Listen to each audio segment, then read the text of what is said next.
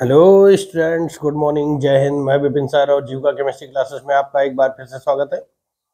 Hello students, जैसा कि हम लोग जानते हैं कि हम लोग इस समय चल रहे हैं अनसोल्व पेपर सीरीज पर। 2024 का सेट नंबर फर्स्ट आपके पास आ चुका है। आज हम लोग इकट्ठा हुए यहाँ पर 2024 के सेट नंबर 2 347 जीबी के लिए, ठीक है ना। 347 जीबी के लिए आज हम लोग इकट्ठा हुए हैं। और दोस्तों, शुरू करने से पहले आप लोगों से एक अनुरोध है कि अगर आप चैनल में नए हैं तो चैनल का सब्सक्राइब कर लें, बेल आइकन को प्रेस कर दें, जिससे कि आपके पास सारे नोटिफिकेशन बड़ी आसानी से आप तक पहुंचते हैं और आप घर बैठे इस ऐसी ठंड में रजाई में पड़े पड़े आप अपनी तैयारी करते रहें, वो भी बिल्कुल फ्री में। हम लोग ना कोई विलंब करते हुए तुरंत शुरू करते हैं, अपने सेट पर आते हैं। क्वेश्चन नंबर फर्स्ट का ए कह रहा है 180 ग्राम जल में मोलों की संख्या है। तो देखिए, मोलों की संख्या का सूत्र होता है W/M। W है आपका 180 ग्राम और जल का अनुभार 18 होता है, इस हिसाब से 10 मोल आ जाएंगे और इस हिसाब से इसका फोर्थ ऑप्शन सही हो जाएगा। फर्स्ट के खा, ये का है, ये खा है। रो की SI इकाई है। रो की SI इकाई, रो क्या होता है, विशिष्ट चालकता होती है। तो रो की इकाई क्या आती है, इसका फर्स्ट ऑप्शन सही है, ओम मीटर। गा नंबर पे आते हैं। द्वितीय कोटि की अभिक्रिया के वेग स्थिरांक की इकाई है लीटर, इसका भी फर्स्ट सही है, litre mole inverse second inverse.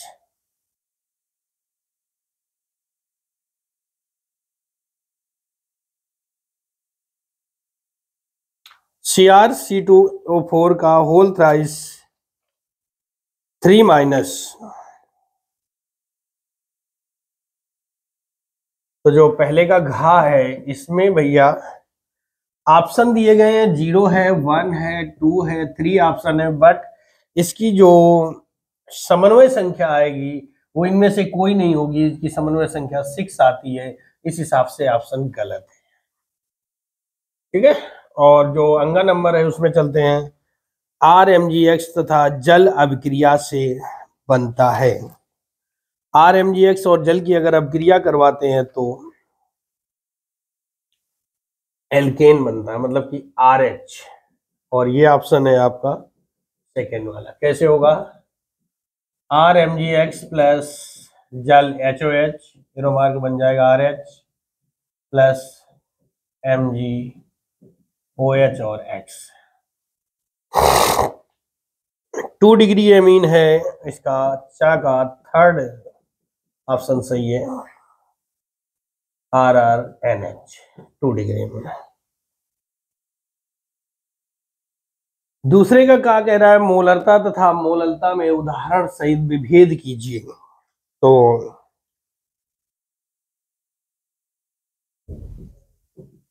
दूसरे के का की बात करें,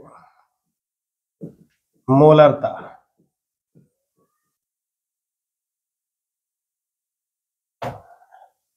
डिफाइन करते हैं, किसी विलयन की 1 लीटर में घुले विलेय की मोलों की संख्या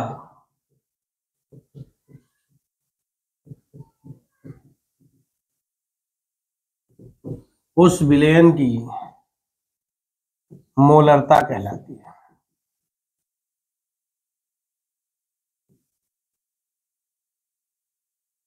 इसे कैपिटल M से प्रदर्शित करते हैं।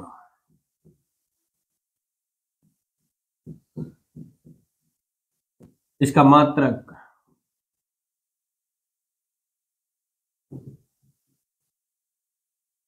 मोल पर लीटर होता है, ठीक है ना। और इसका फॉर्मूला बनेगा capital M equal to small w into 1000 upon small m into v।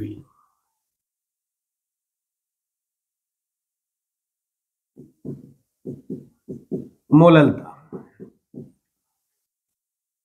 किसी विलायक के 1 किलोग्राम में घुले विलेय के मोलों की संख्या उस विलयन की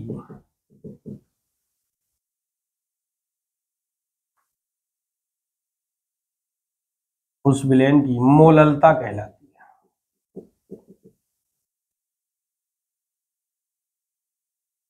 इसे स्मॉल एम डैश से प्रदर्शित करते हैं।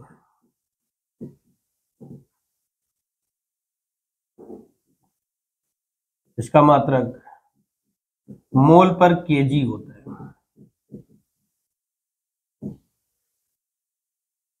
अगर इसका फॉर्मूला देखें तो M dash equal to small W into 1000 upon small M into capital. बात डिफरेंस की करें तो इसमें विलयन का 1 लीटर लिया गया, यहाँ विलायक का 1 किलोग्राम लिया गया है। इसमें वॉल्यूम आयतन में होता है, इसमें पदार्थ की मात्रा किलोग्राम में होती है। ठीक है ना, ये डिफरेंस हो जाएगा। इस हिसाब से दूसरे का हमारा कंप्लीट हो जाता है। और आप लोगों ने कॉपी कर लिया होगा। हम लोग आगे बढ़ते हैं, साफ करते हैं।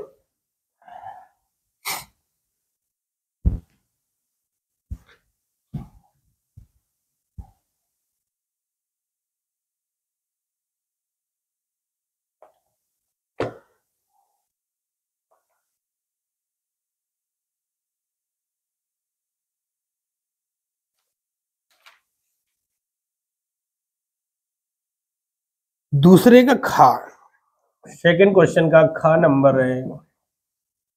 तेरा क्या फेरिक आयन द्वारा ब्रोमाइड आयन का ब्रोमीन में ऑक्सीकरण संभव है, जबकि ई नॉट Fe3 से Fe2 प्लस होने में 0.771 वोल्ट तथा ई नॉट इक्वल टू Br2 से Br माइनस होने 1.09। ठीक है ना। अगर हम इस हिसाब से देखें तो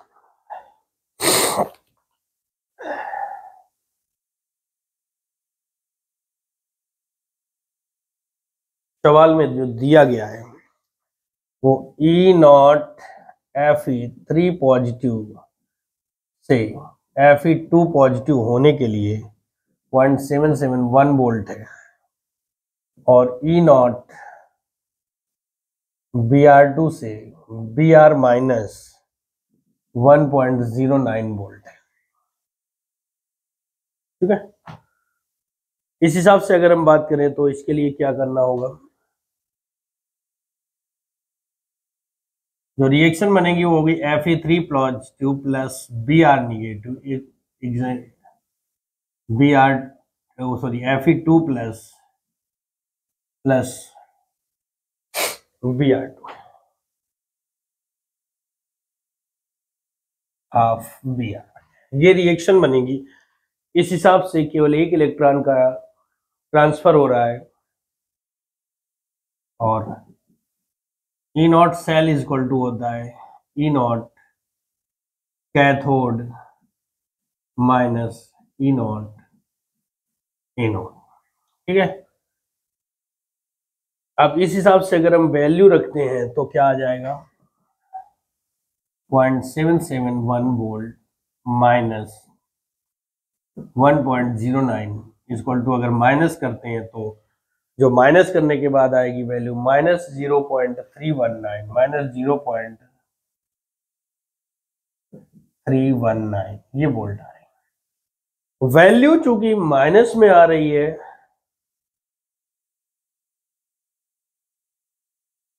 माइनस ऋणात्मक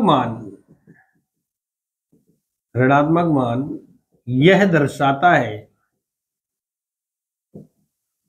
कि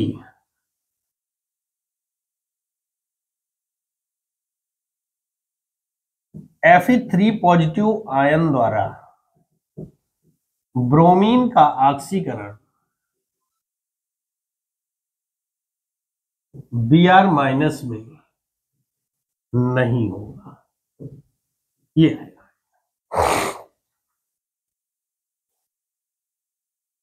दूसरे के सी की बात करें,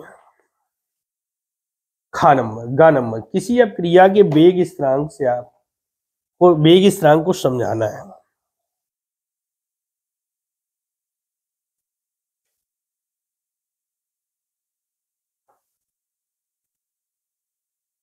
तो वेग स्थिरांक को समझाने के लिए हम क्या करेंगे, पहले इसको साफ कर लेते हैं, फिर आगे बढ़ते हैं।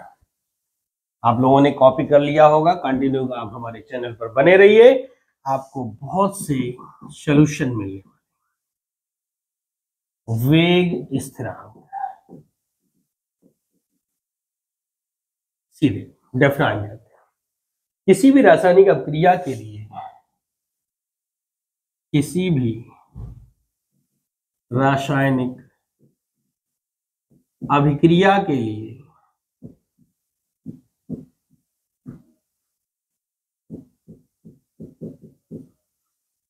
किसी भी रासायनिक अभिक्रिया के लिए अभिक्रिया का वेग स्थिरांक उस अभिक्रिया के लिए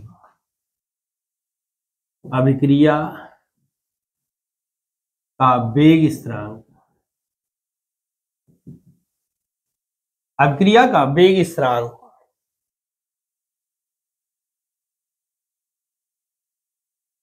उस अभिक्रिया विशेष के लिए उस अभिक्रिया विशेष के लिए निश्चित ताप पर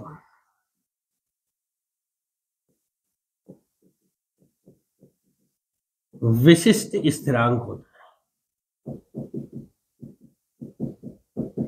विशिष्ट स्थिरांक होता है। कैसे? माना अभिक्रिया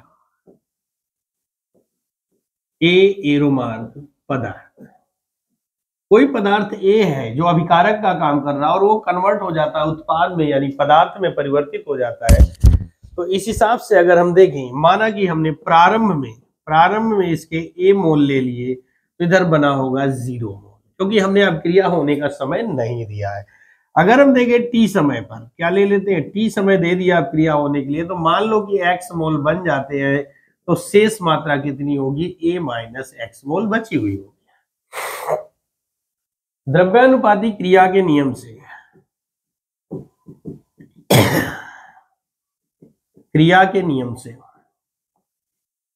अभिक्रिया का वेग dx अपॉन dt समानुपात है अभिकारक पदार्थ की सांद्रता के परिवर्तन पर निर्भर करता है। तो dx अपॉन dt समानुपात है a माइनस एक्स। तो dx अपॉन dt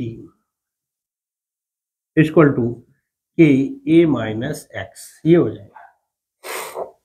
अगर हम k इक्वल टू पक्षांतर करें तो dx upon dt into a minus x, ये बन जाता है। यदि आगे लिखेंगे, यदि सांद्रता में परिवर्तन अति सूक्ष्म मात्रा में हुआ हो तो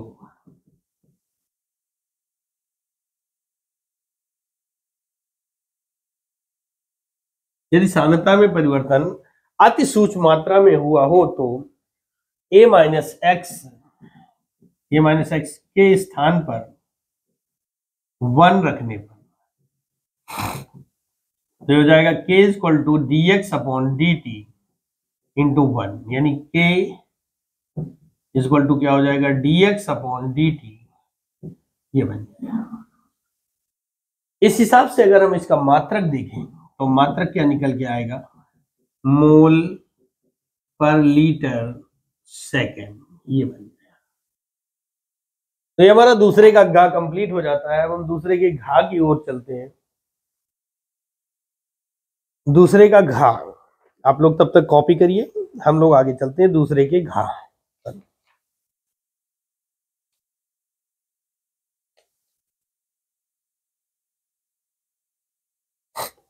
कह रहा है सीरियम परमाणु क्रमांक 58 की +3 तथा +4 ऑक्सीकरण अवस्थाएं स्थायी क्यों होती है।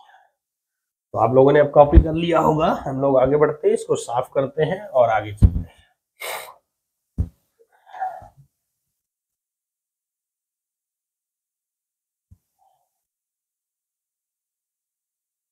तो दूसरे का घाव, जरा सीरियम परमाणु क्रमांक 58 की +3 तथा +4 ऑक्सीकरण अवस्थाएं स्थायी क्यों होती हैं? तो सीरियम का इलेक्ट्रॉनिक विन्यास, सीरियम का अगर हम इलेक्ट्रॉनिक विन्यास देखें तो ये हो जाएगा 4f1 6 सॉरी 5d1 और 6s1, ये बनता है, होता है। +4 सीरियम का इलेक्ट्रॉनिक विन्यास 4f1, सॉरी यहां पर जीनॉन 58 और दिखा देंगे, जीनॉन 58 और दिखा देंगे तो ये आ जाएगा 4f1।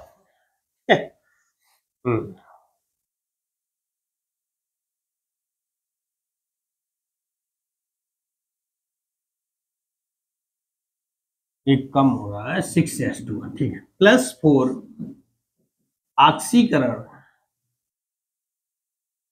अवस्था में इसका विन्यास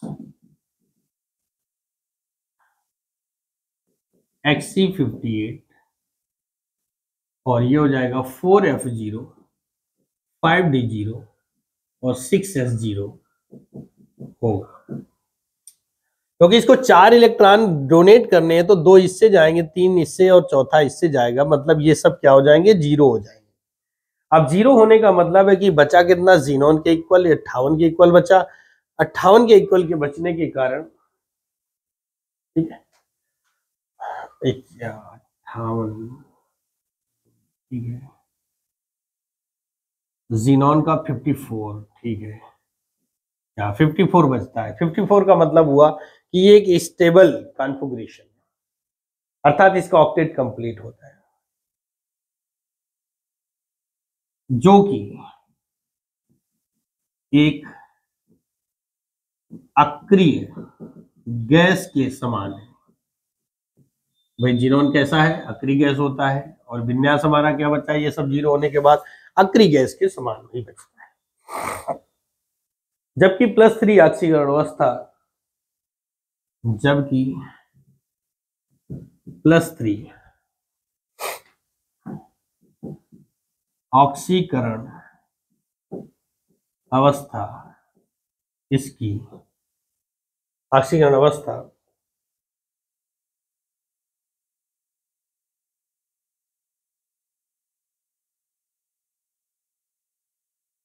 सामान्य अवस्था है,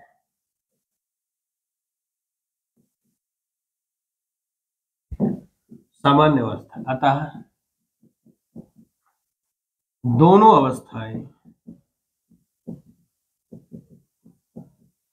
स्थायित्व प्रदर्शित करती हैं।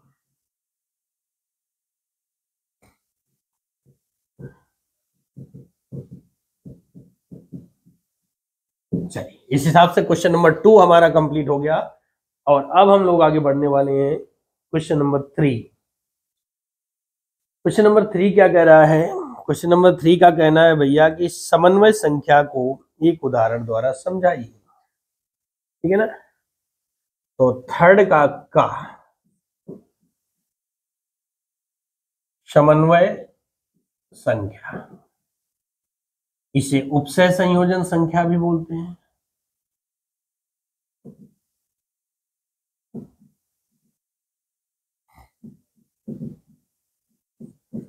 इसे कोऑर्डिनेशन नंबर भी बोलते हैं।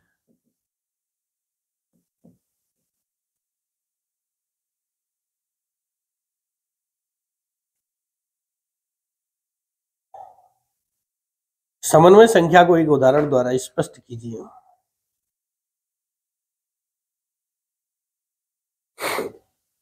तो उपसय संयोजी यौगिकों में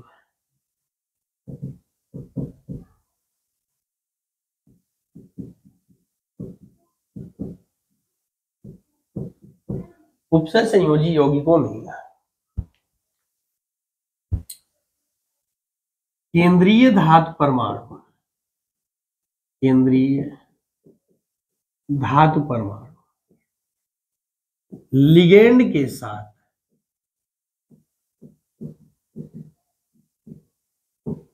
जितने उपसय संयोजी बंध बनाता है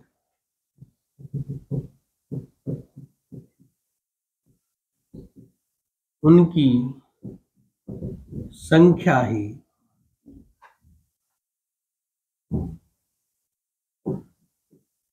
समन्वय संख्या कहलाती है।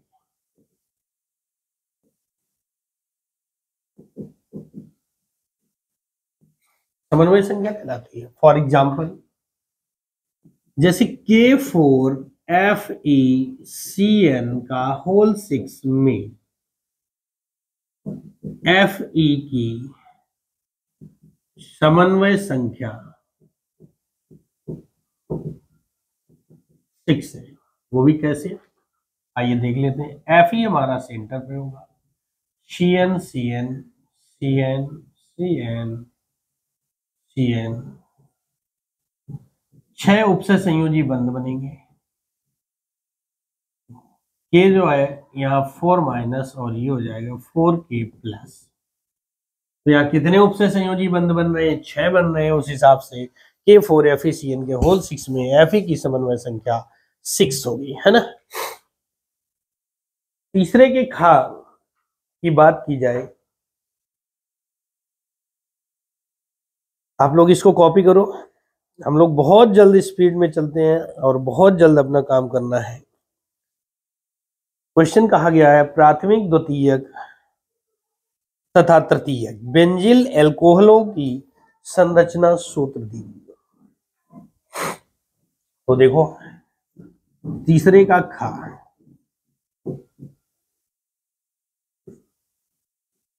केवल संरचना सूत्र देने हैं।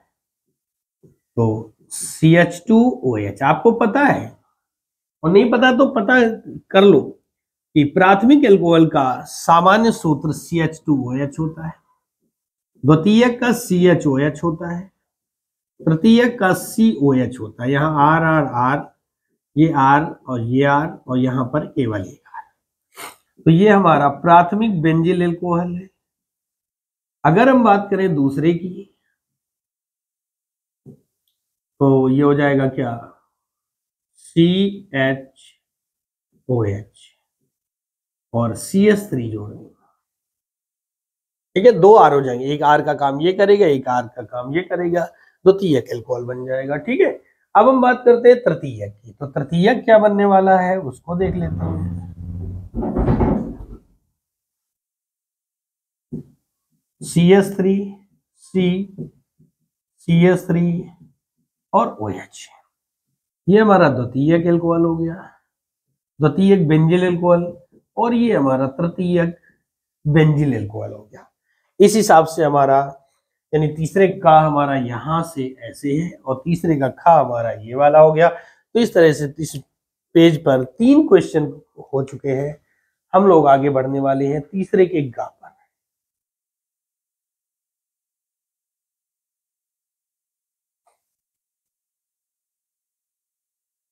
तो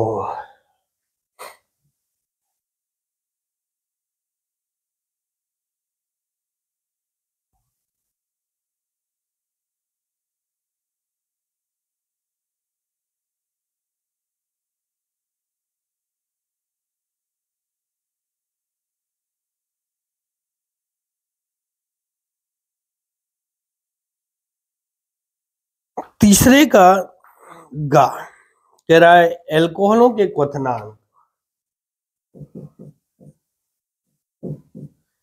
कार्बन परमाणुओं की संख्या बढ़ने पर बढ़ते हैं, लेकिन एल्कोहल के शाखन में बढ़ने पर कम क्यों हो जाते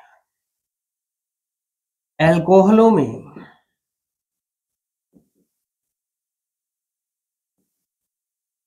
ROH समूह उपस्थित होता है,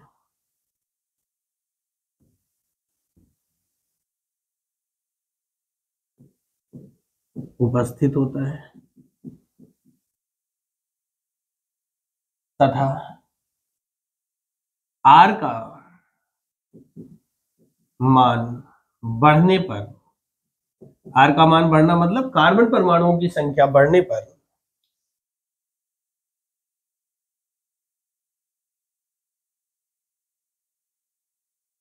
अणुओं के बीच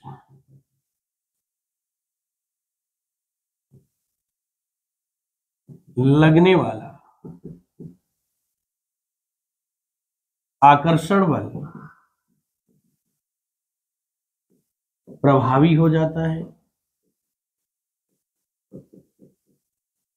इसलिए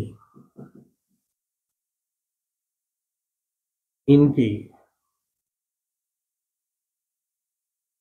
क्वथनांक बढ़ जाते हैं।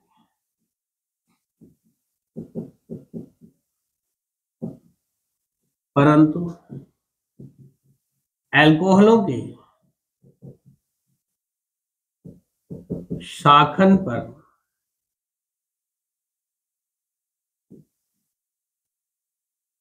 R समूहों यानी एल्किल समूहों की संख्या बढ़ती है, ना कि R का साइज, R का आकार। इसलिए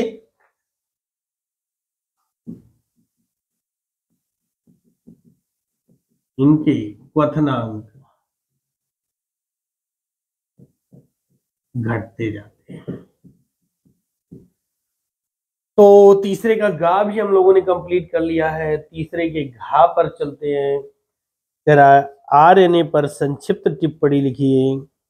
तो तीसरे के घा की बात करते हैं। आरएनए पर संक्षिप्त टिप्पणी लिखना है। आप लोग कॉपी करो, हम लोग आगे बढ़ रहे हैं।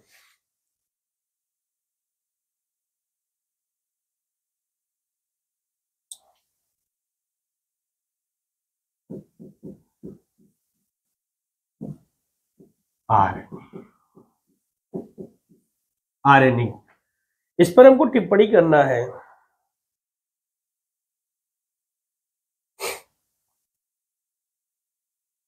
इसका पूरा नाम राइबोज न्यूक्लिक अम्ल है। पूरा नाम राइबोज न्यूक्लिक अम्ल है। यह उच्च अणुभार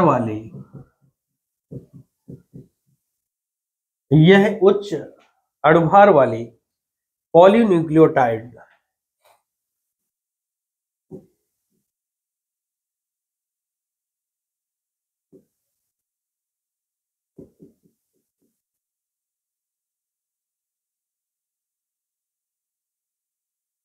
श्रृंखला का बना होता है।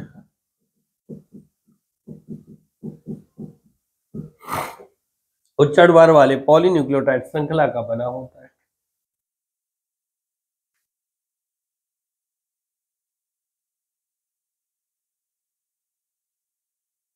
यह डीएनए से भिन्न होता है, क्योंकि इसमें राइबोज शर्करा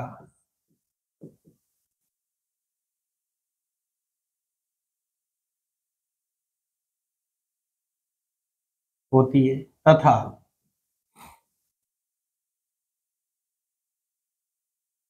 थायमीन के स्थान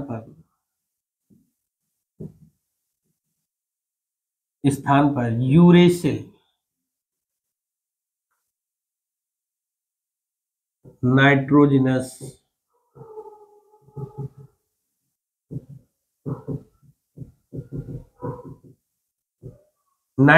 क्षार होता है।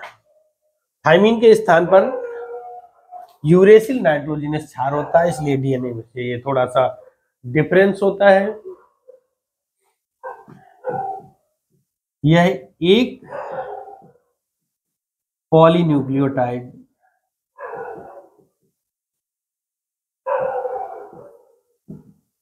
श्रृंखला का बना होता है।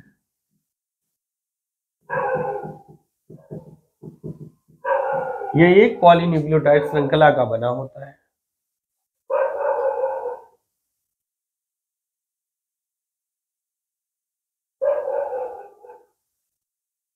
यह 3 प्रकार का होता है।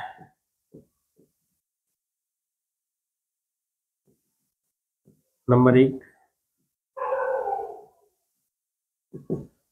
mRNA, मतलब कि मैसेंजर आरएनए यानी संदेशवाहक RNA. Number 2 tRNA, transfer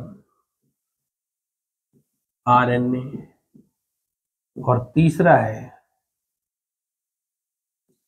rRNA, ribosomal RNA, इसका बना होता है। अब इस तरीके से हम लोगों ने क्वेश्चन नंबर 3 को भी कंप्लीट कर लिया है। आगे है चौथे क्वेश्चन नंबर 4 का। तो आप लोग इसको कॉपी करो, हम लोग आगे बढ़ने वाले हैं। बहुत जल्द हम लोग अपना सेट कंप्लीट कर लेंगे। बस आप चैनल को एक बार सब्सक्राइब कर लें, बेल आइकन को प्रेस कर दें, जिससे कि आपके पास सारे नोटिफिकेशन आप तक बड़ी आसानी से पहुंचते रहें। हेलोरेन में, चलो पहले साफ कर देते हैं, आप लोगों ने कॉपी कर लिया होगा।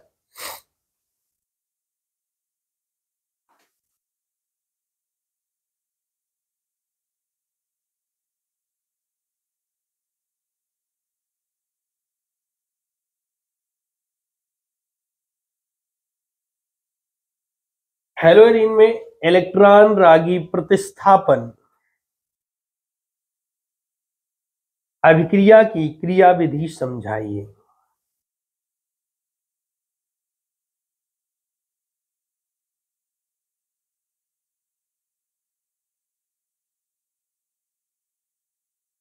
तो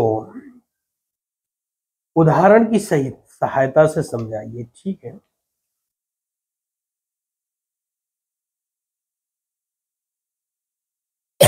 क्वेश्चन नंबर 4 का हम लोगों ने बहुत जल्द 3 क्वेश्चन कंप्लीट कर लिया। अब हम चौथे पर आते हैं।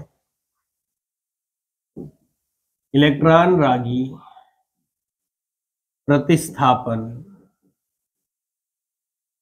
अभिक्रिया।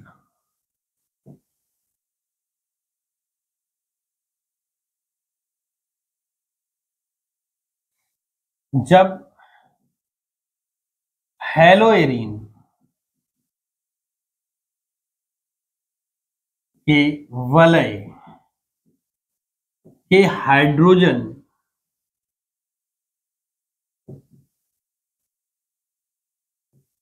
परमाणु का प्रतिस्थापन किसी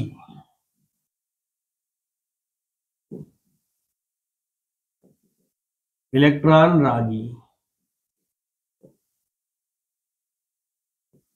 अभिकर्मक द्वारा, जब हेलोएरिन के वलय के हाइड्रोजन परमाणु का प्रतिस्थापन किसी इलेक्ट्रॉन रागी अभिकर्मक द्वारा हो जाता है,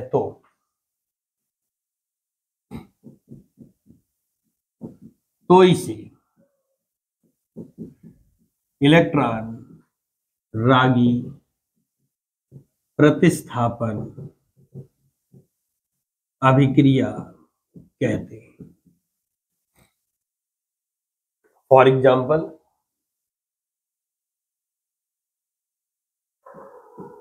क्लोरोबेंजीन, ये क्या है? क्लोरोबेंजीन प्लस H2 लिया, concentrate H2SO4,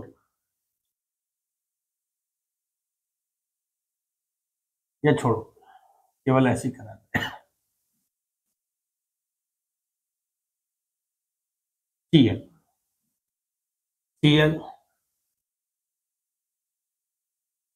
sorry X, ortho और पैरा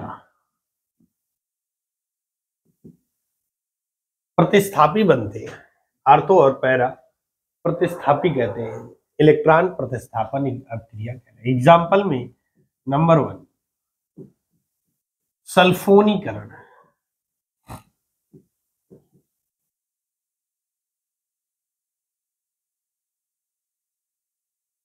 Cl कंसंट्रेट H2SO4 के साथ रिएक्ट कराएंगे तो Cl orthochlorobenzene sulphonic acid, orthochlorobenzene sulphonic acid plus parachlorobenzene sulphonic acid. Number 2 हैलोजनीकरण,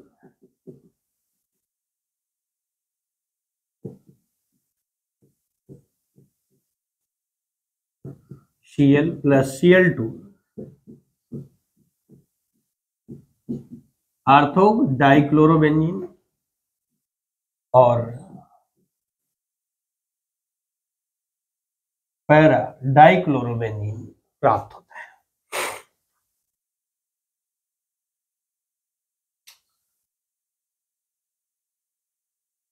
ortho dichlorobenzene और पैरा डाइक्लोरोबेंजीन प्राप्त होता है। अगला क्वेश्चन उसने कहा, ये आपका चौथे का हो जाता है, 3 नंबर का। इसमें अगला उसने कहा है कि हैलोएल्केन के विलोपन अपक्रिया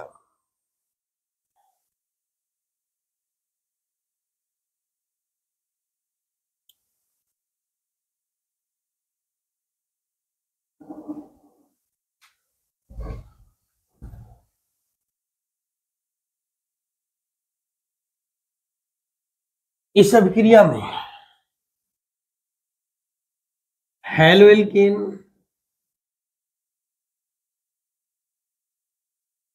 से एक HX अणु का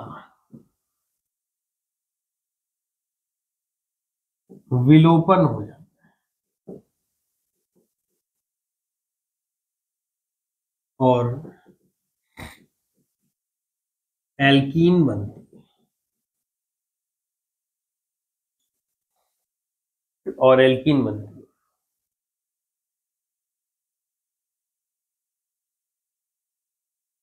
इधर हो जाएगा। इस अभिक्रिया में हैलोएल्केन के हैलोएल्केन से एक अणु का, इस अभिक्रिया में हैलोएल्केन के इस अभिक्रिया में हैलोएल्केन के हैलोजन परमाणु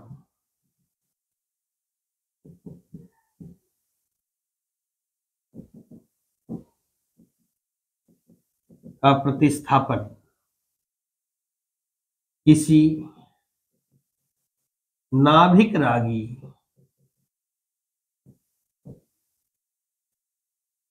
अभिकर्मक द्वारा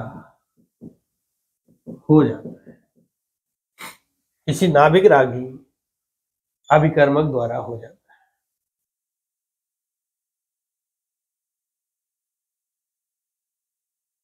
नंबर 2 जब हैलोएल्केन को एल्कोहलीय KOH के साथ गर्म करते हैं तो HX के विलोपन के साथ एल्कीन बनता है।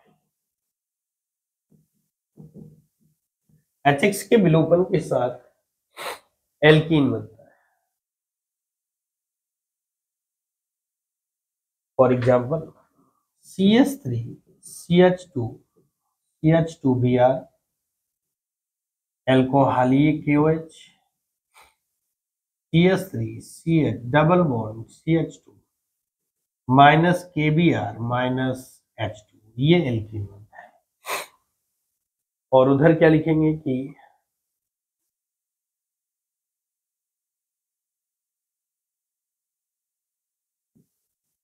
जब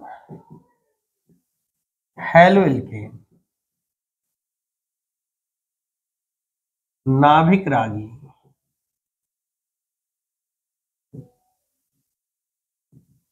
अभिकर्मक द्वारा क्रिया करता है तो संगत उत्पाद बनते हैं, संगत उत्पाद बनते हैं। जैसे RX plus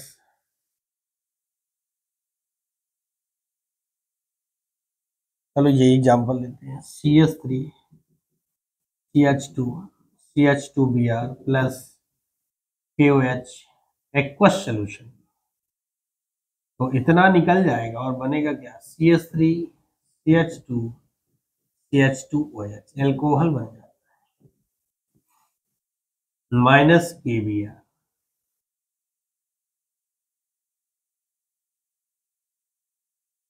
number 3 haloalkane beta विलोपन प्रकार की अभिक्रिया देते हैं,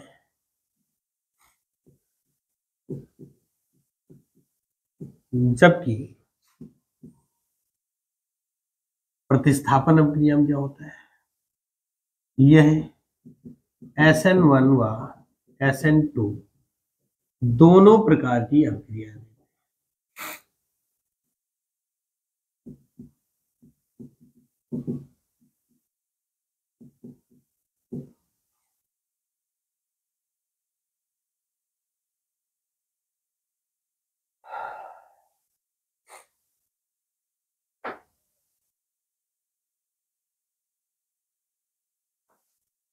आप लोगों ने कॉपी करिए और हम लोग चलते हैं चौथे के गा पर।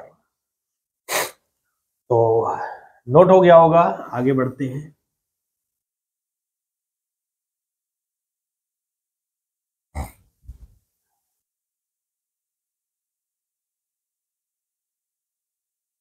दोस्तों अगर कहीं कोई प्रॉब्लम आ रही है, समझ में नहीं आ रहा है, तो आप हमें हमारे दिए गए व्हाट्सएप नंबर पर आप अपना मैसेज डाल सकते हैं, जिससे कि हम आपकी बड़ी हेल्प कर सकते हैं, ठीक है ना।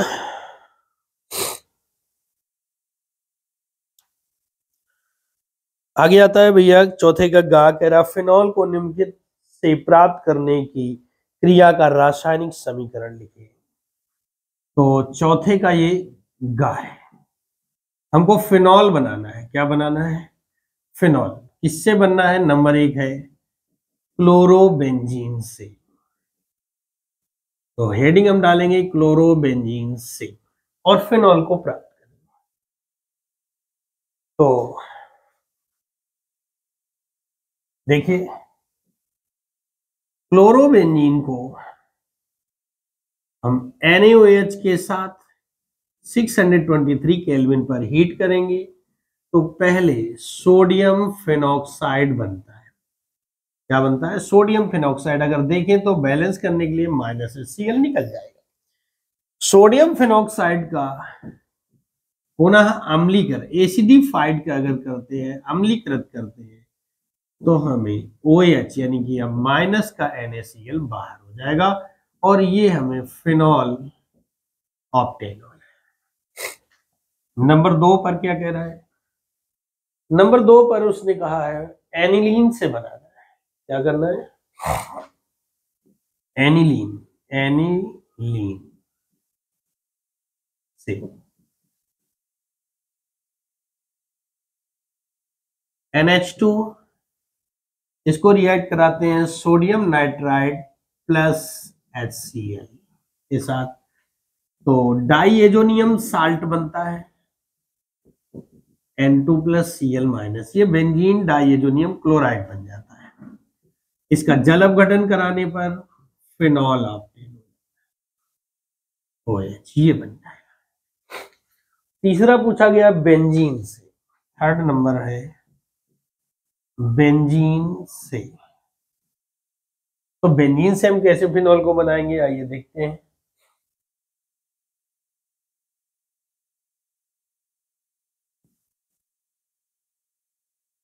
बेंजीन की क्रिया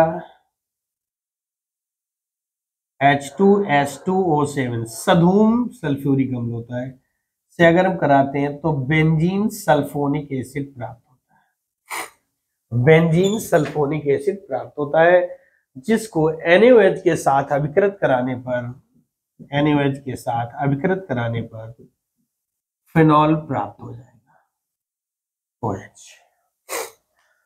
तो हमारा चौथे का गा भी कंप्लीट हो गया। अब हम लोग आगे बढ़ने वाले हैं, तो हम लोग आगे बढ़कर कहाँ पहुंचेंगे, चौथे के घा पर। चौथे का घा जो है वो क्या कह रहा है, निम्नलिखित अभिक्रियाओं के रासायनिक समीकरण लिखिए।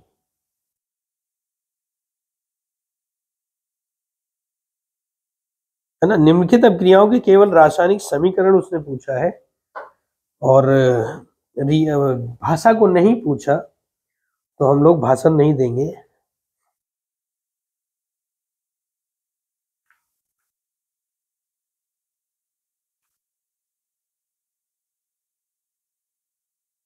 तो इसको साफ करता हूं क्योंकि बोर्ड हमारा भर चुका है। चौथे के घा पर चलते हैं।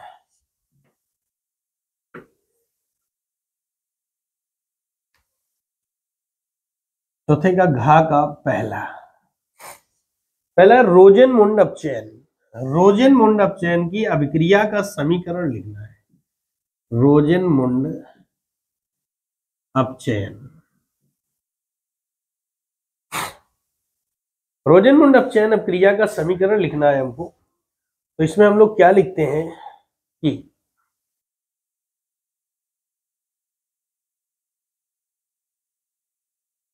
जब हम बेंजोइल क्लोराइड COCl का अपचयन PDBaSO4 उत्प्रेरक की उपस्थिति में, जब हम बेंजोइल क्लोराइड का अपचयन PDBaSO4 उत्प्रेरक की उपस्थिति में कराते हैं तो बेंजल्डिहाइड ऑप्टेन होता है, यानी कि CHO प्लस HCl बेंजल्डिहाइड प्राप्त होता है। ये हो गई हमारी रोजेनमुंड अपचयन की अभिक्रिया। नंबर 2 पर उसने कहा है स्टीफन अभिक्रिया। स्टीफन अभिक्रिया, इस समीकरण को लिखना है।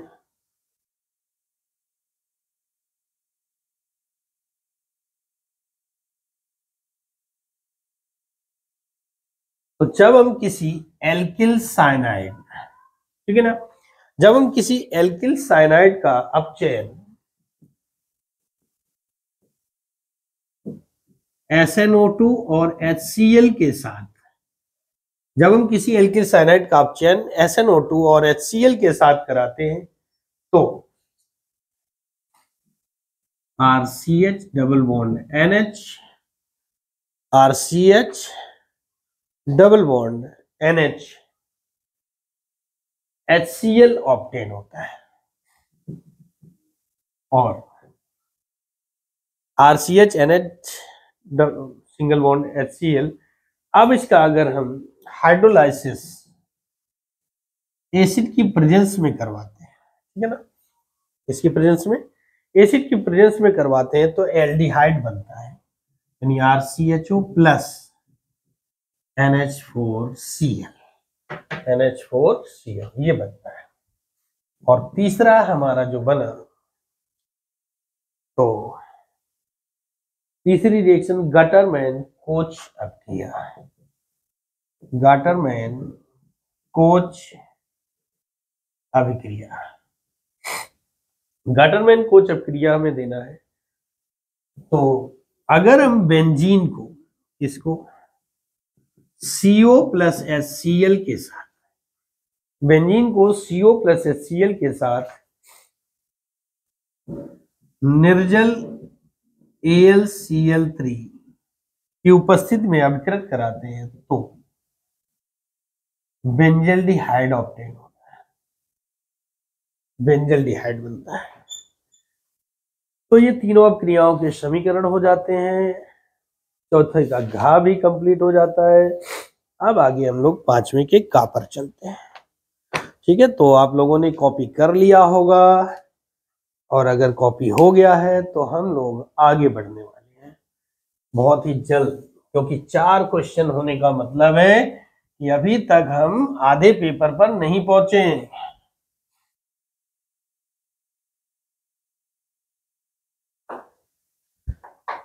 समथिंग पहुंच गए हैं।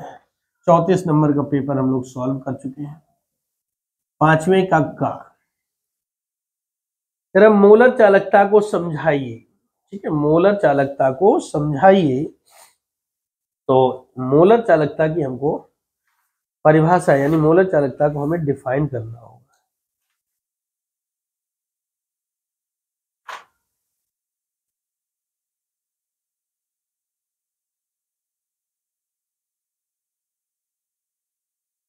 तो मोलर चालकता, मोलर चालकता को डिफाइन करते हैं। तो डिफाइन करने के लिए हम लोग क्या करेंगे कि किसी वैद्युत अपघट्य के उस विलयन की चालकता, किसी वैद्युत अपघट्य के उस विलयन की चालकता जिसमें, किसी वैद्युत अपघट्य के उस विलयन की चालकता जिसमें 1 ग्राम अणु वैद्युत अपघट्य घुला हो, जिसमें 1 ग्राम अणु वैद्युत अपघट्य घुला हो, 1 ग्राम अणु वैद्युत अपघट्य घुला हो, आणविक या मोलर चालकता कहलाती है। आणविक या मोलर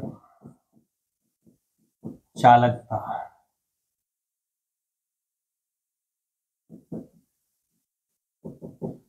कहलाती है।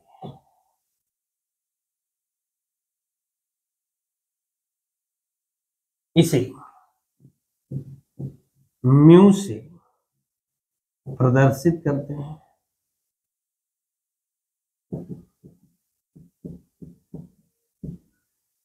इसे म्यू से प्रदर्शित करते हैं। तो म्यू इक्वल टू हो जाएगा कप्पा इंटू 1000 अपॉन सी, अथवा कप्पा इंटू 1000 अपॉन एम, ये फॉर्मूला। ठीक, ये तो होगी मोलर चालकता से आप क्या समझते हैं। इसका मात्रक ओम inverse centimetre square mole inverse होता है। इसी में जोड़ दिया KCl, अच्छा 0.02 मोल इनवर्स KCl विलयन में से भरे सेल का प्रतिरोध 480 ओम है। ठीक है ना, 480 ओम है। विलयन की मोलर चालकता परिकलित कीजिए। सेल स्थिरांक इतना दिया हुआ है। तो M इक्वल टू, इसी सवाल में M इक्वल टू दिया गया है, यानी कंसंट्रेशन जो दी गई है 0.02 मोल पर लीटर, और resistance R equal to 480 ohm दिया गया है। सेल स्थिरांक यानी कि L upon A equal to दिया गया है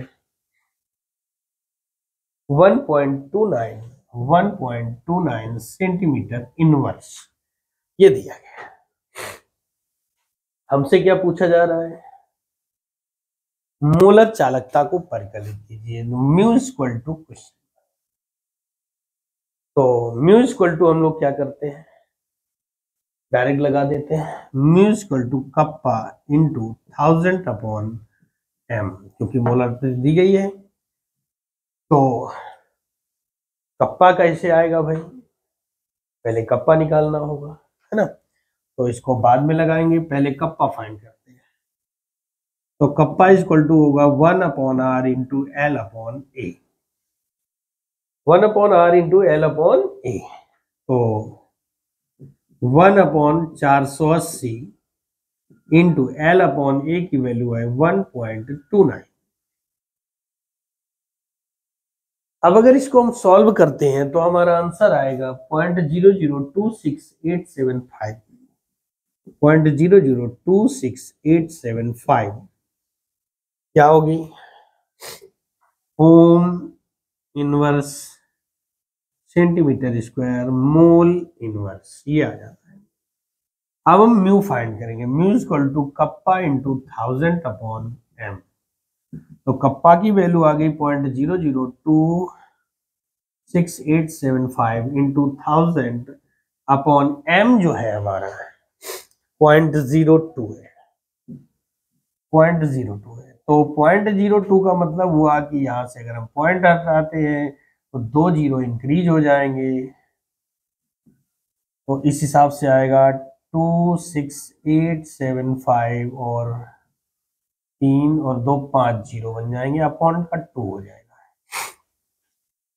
5 और 2 7, 5 और 2 7, यहाँ पर हमारी वैल्यू आ जाएगी, पॉइंट लग जाएगी इस हिसाब 268.75 अपॉन 2 इक्वल टू 2, 2 एकम 2, 2 तिया 6, 2 चौको 8, 2 तिया 6, 2 सत्ते 14 और 2 पंजे 10।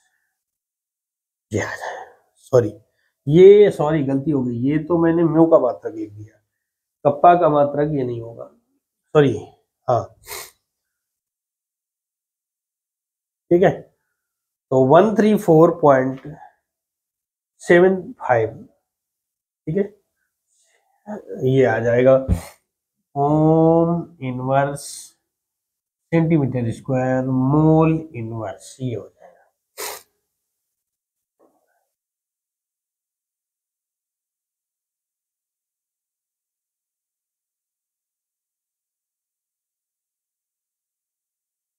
तो ये सवाल आपका कंप्लीट हुआ। अब हम लोग चलते हैं पांचवें के खा पर, पांचवें के खा की बात करते हैं।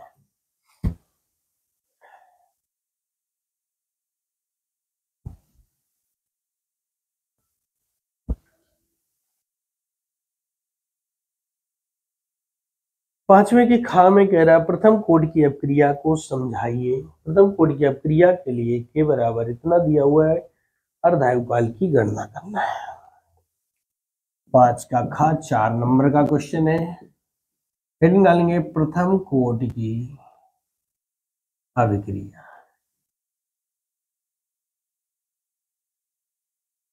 क्या लिखते हैं, वह अभिक्रिया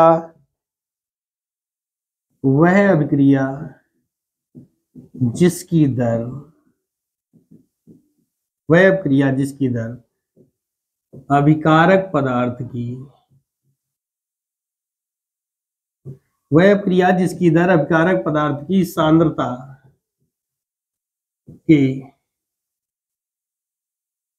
प्रथम घात के, सांद्रता के प्रथम घात के समानुपाती होती है, प्रथम कोड की अभिक्रिया कहलाती है,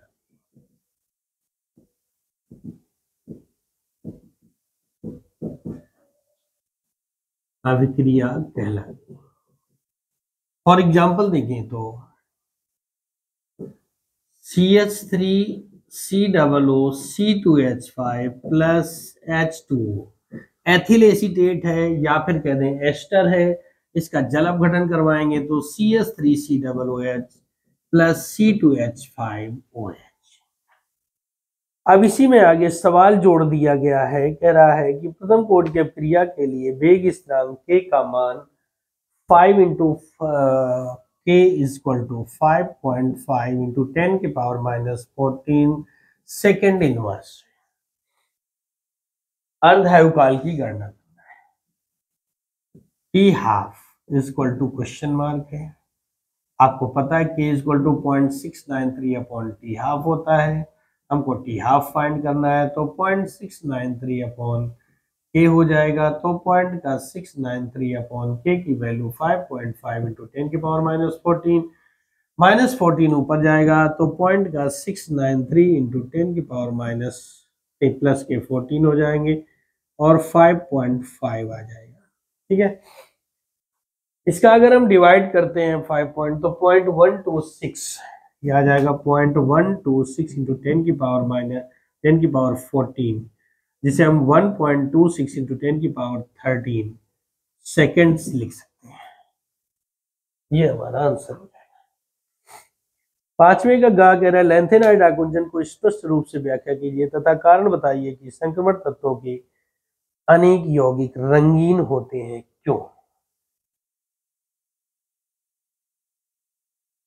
साफ करता हूं, आपका काम हो गया होगा, आपने कॉपी कर लिया होगा। ठीक है, अभी बहुत दूर चलना है, अभी तो हम लॉन्ग आंसर पे पहुंचे भी नहीं है और 1 घंटे का समय समाप्त हो चुका है।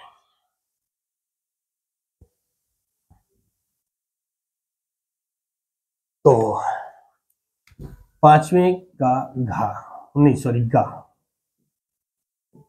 लैंथेनाइड संकुचन।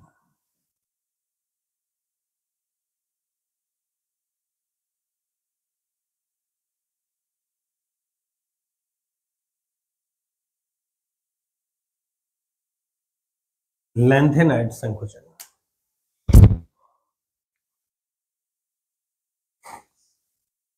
लैंथेनाइड संकुचन की बात करें तो स्पष्ट कीजिए, कारण बताइए कि संक्रमण तत्वों के अनेक यौगिक रंगीन होते हैं। लैंथेनाइड श्रेणी में बाएं से दाएं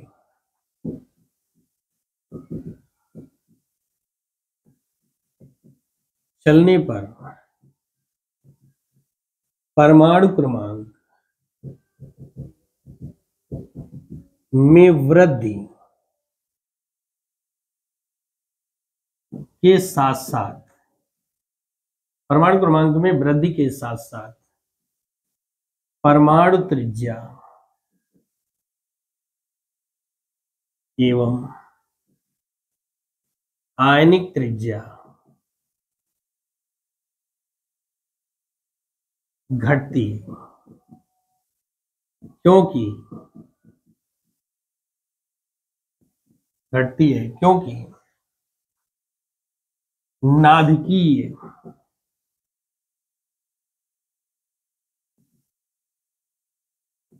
नाभिकीय आवेश बढ़ता है।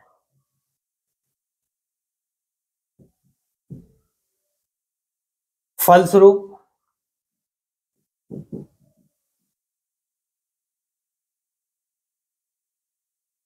क्योंकि अंतिम इलेक्ट्रॉन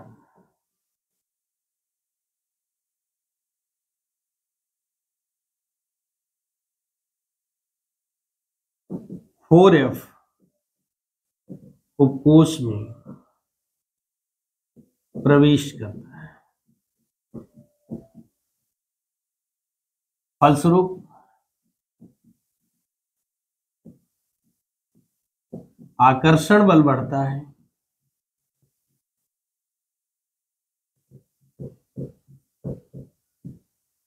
फलस्वरूप आकर्षण बल बढ़ता है।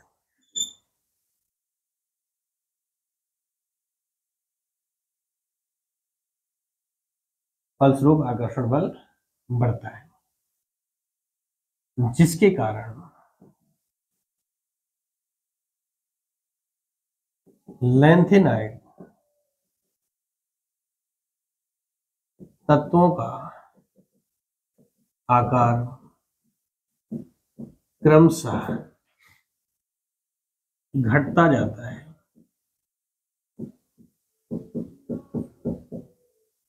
जिसे लैंथेनाइड संकुचन कहते हैं। इसी क्वेश्चन में जोड़ दिया है कि कारण बताइए कि संक्रमण तत्वों के अनेक यौगिक रंगीन क्यों होते हैं। संक्रमण तत्वों के यौगिक का रंगीन होना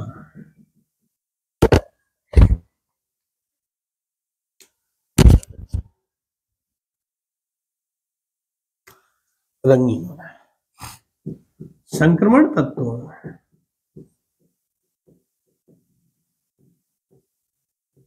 के बाह्य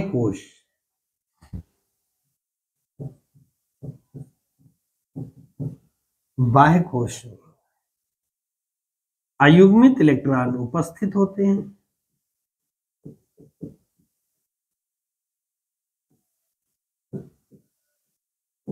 उपस्थित होने के कारण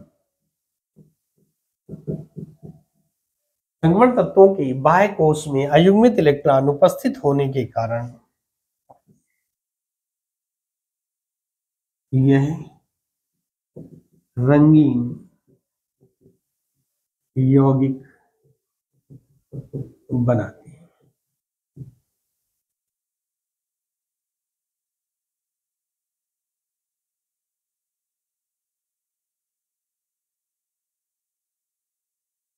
पांचवें का घा उपसय संयोजी यौगिकों में संयोजकता आबंध सिद्धांत। पांचवें का घा उपसय संयोजी यौगिकों में आबंध सिद्धांत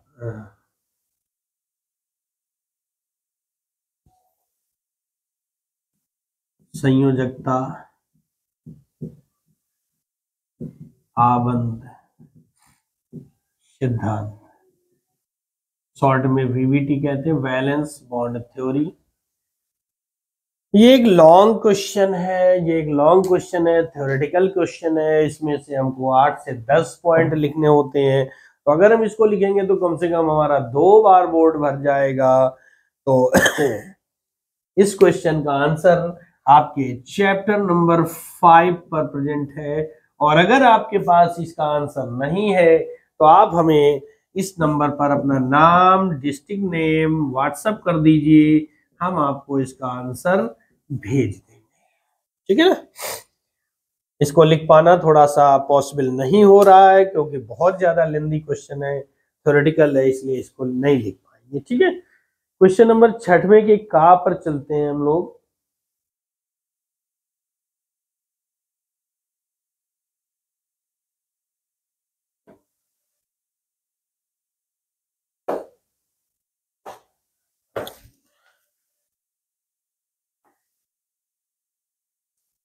छठवें के का पर चलते हैं हम लोग। उसने कहा राउल्ट के नियम को परिभाषित कीजिए, है ना। तो ये आपने नोट कर लिया होगा। हम लोग आगे बढ़ जाते हैं।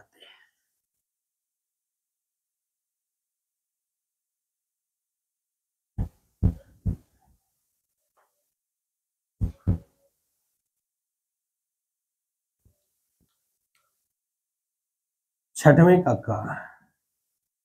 राउल्ट का नियम।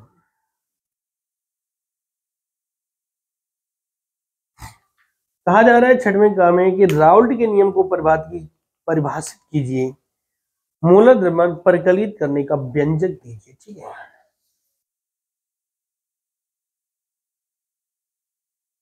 तो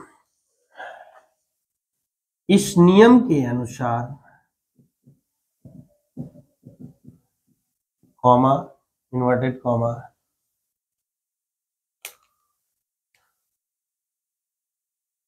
किसी विलयन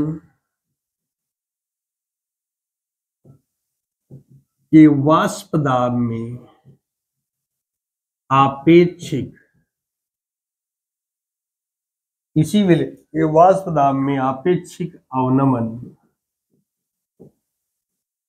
विलय के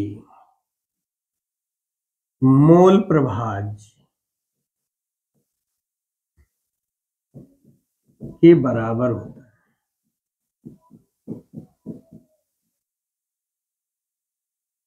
ये नोट रखना, किसी विलयन के वाष्प दाब में आपेक्षिक अवनमन विलय के मोल प्रभाज के बराबर होता है। तो माना किसी विलायक का वाष्प दाब P तथा विलयन का वाष्प दाब PS और विलय के मोल स्मॉल n तथा विलायक के मोल कैपिटल N हो तो फॉर्मूला बनेगा P minus P S upon P equal to small n upon small n plus capital N। ये बनता है। ठीक, हम जानते हैं कि स्मॉल n विलय के मोल होते हैं, जिसका सूत्र होता है स्मॉल n, और capital N equal to capital W upon capital M हो जाएगा। ये वैल्यू अगर हम इसमें रख दें तो P minus P S upon P equal to हो जाएगा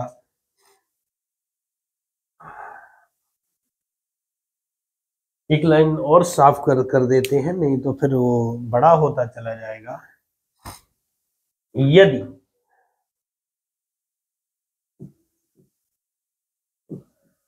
सांद्रता में परिवर्तन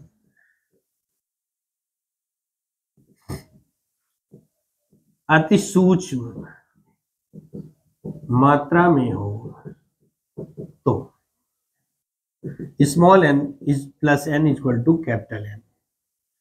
तो फॉर्मूला क्या बनेगा, ये हो जाएगा P minus P S upon P equal to small n upon capital N।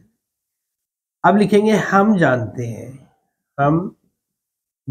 हैं कि स्मॉल n विलय के मोल होते हैं, कैपिटल N ये फॉर्मूला होगा।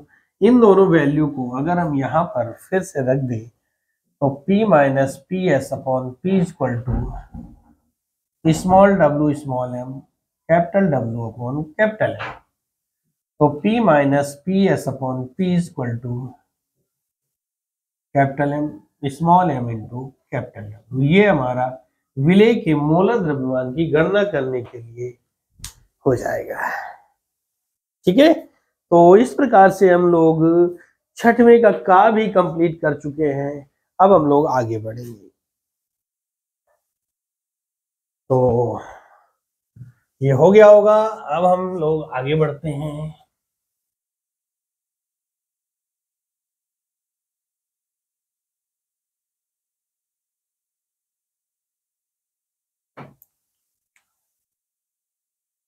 वाष्प दाब में अवनमन का कारण। वाष्प दाब में अवनमन का कारण क्या होता है कि जब हम किसी विलायक है ना में अवाष्पशील विलय की अल्प मात्रा मिलाते हैं तो उसके वाष्प दाब में थोड़ी बहुत कमी आ जाती है, क्योंकि जो शुद्ध विलायक था उसमें इम्प्योरिटी मिल जाती है ना। ऐसा होने के कारण वाष्प दाब में अवनमन होता है।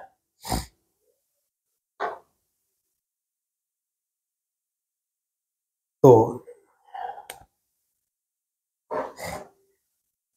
जब किसी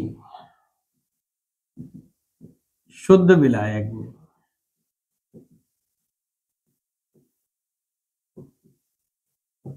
अवाष्पशील विलय की शुद्ध विलायक में अवाष्पशील विलय की अल्प मात्रा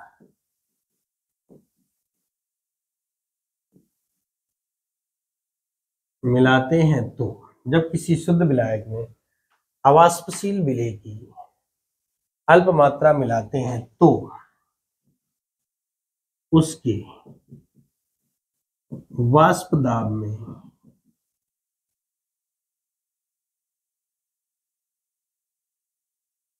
कमी आती है। यह कमी अवाष्पशील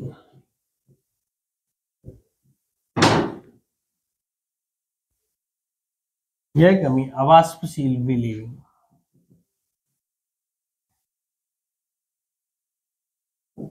के मिलाने के कारण होती है।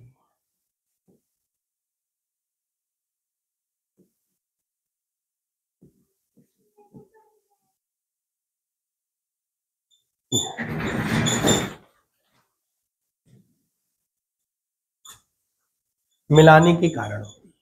ठीक है, इसी क्वेश्चन में जोड़ दिया गया है कि इसी ताप पर शुद्ध विलायक का वाष्प दाब 0.745 बार है। विलायक का वाष्प दाब है मतलब P है 0.745 बार। और आगे कह रहा है कि 0.5 ग्राम अवाष्पशील वैद्युत अपघट्य यानी स्मॉल W 0.5 ग्राम होगा और को 39 ग्राम विलायक यानी कैपिटल W 39 ग्राम दिया गया है, जिसका मोलर द्रव्यमान कैपिटल M 78 दिया गया है, में घोला गया प्राप्त विलयन का वाष्प दाब यानी विलयन का वाष्प दाब PS है, तो PS इक्वल टू हो जाएगा 0.740 बार। इतना दिया गया है। तो कह रहा है ठोस का मोलर द्रव्यमान ज्ञात कीजिए, मतलब स्मॉल m आपको फाइंड करना है। आप जानते हैं P minus P S upon P equal to small w into capital M upon small m into capital W। ऐसा फॉर्मूला हम लोगों ने अभी इससे जस्ट पहले वाले क्वेश्चन पे प्रूव किया था। ये छठवें के का अथवा है। ठीक है, सारी वैल्यू रख लेते हैं। P की वैल्यू है 0.745 minus 0.740 upon 0.745 equal to small w है 0.5 इंटू कैपिटल M आपका 78 है, स्मॉल m आपका फाइंड करना है, कैपिटल W 39 है। तो अगर हम इसको सॉल्व करें, इसे माइनस करेंगे तो 0.005 आएगा अपॉन 0.745 हो जाएगा और 39 2 जा 78 हो जाएगा, 5 2 जा 10 1.0 अपॉन m हो जाएगा। ये पॉइंट से पॉइंट कैंसिल आउट हो जाएगा, तो m इक्वल टू क्या आ जाएगा 745 इंटू 1.0 अपॉन 5। हम डिवाइड करेंगे तो 5 1 जा 5 एकम 5 5 चौको 20 5 निम 45 m 149 आ जाएगा। ये आपका आंसर हो जाएगा। 5 नंबर का न्यूमेरिकल कंप्लीट। छठवें का खा, छठवें के खा की बात करें तो छठवें के खा में कहा गया है, आप लोग कॉपी करिए, हम आगे बढ़ते हैं।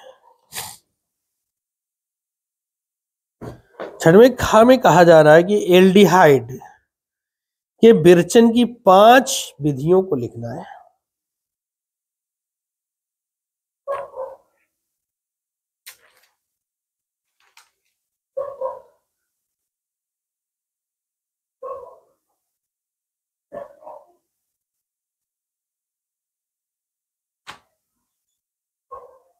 है ना, एल्डिहाइड बनाने की, तो इसको अब आपने कॉपी कर लिया होगा। हम साफ करते हैं और आगे बढ़ते हैं।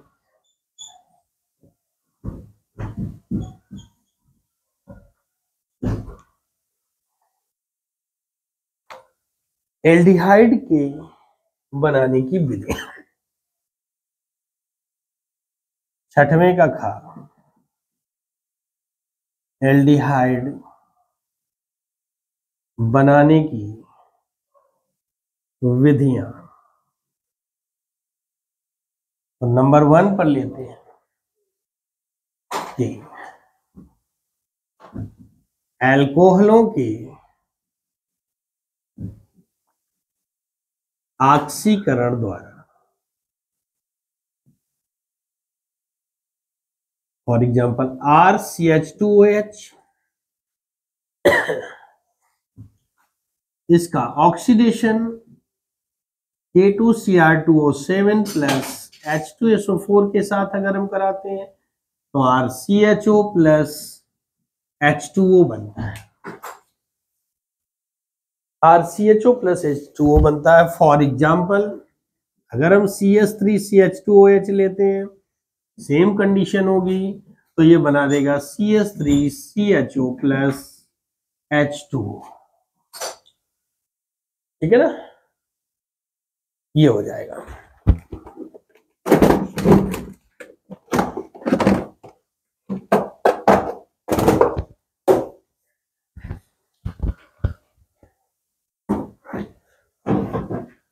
अब सेकंड नंबर पर दूसरी विधि करते हैं।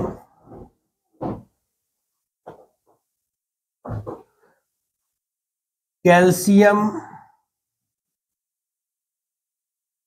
लवणों की शुष्क आसवन द्वारा, कैल्शियम लवणों के शुष्क आसवन द्वारा, अगर हम यहां पर लेते हैं RCOO का होल ट्वाइस सी, ये कैल्शियम लवण यानी कार्बोक्सिलिक अम्ल का कैल्शियम साल्ट है। तो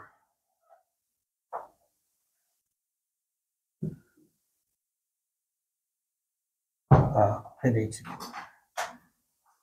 प्लस ये न लो, क्योंकि इससे एसीटोन बनेगा, जाके हमको बनाना एल्डिहाइड है। तो HCOO का whole twice Ca plus CS3COO का होल ट्वाइस C, शुष्क आसवन कराना है तो ये बन जाएगा 2CS3CHO प्लस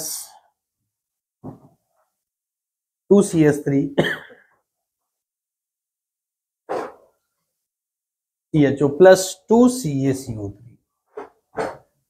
ये बने एक एल्डिहाइड बनकर तैयार हो जाता है। अब यहां पर अगर हम बेंजल्डिहाइड ले लेते हैं तो बेंजल्डिहाइड, तीसरी विधि थर्ड नंबर पर,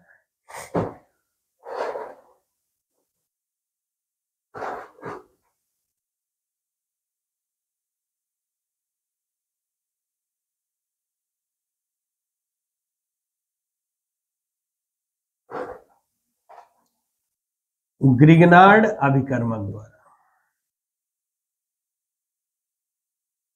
ग्रिगनार्ड अभिकर्मक द्वारा, ग्रिगनार्ड अभिकर्मक क्या होता है? RMGX होता है। ग्रिगनार्ड अभिकर्मक को हम एल्किल हाइड्रोजन साइनाइड के साथ अगर हम अभिकृत कराते हैं तो एक योगात्मक यौगिक बनता है, ड्राई ईथर की प्रेजेंस होगी और बनेगा क्या? RMG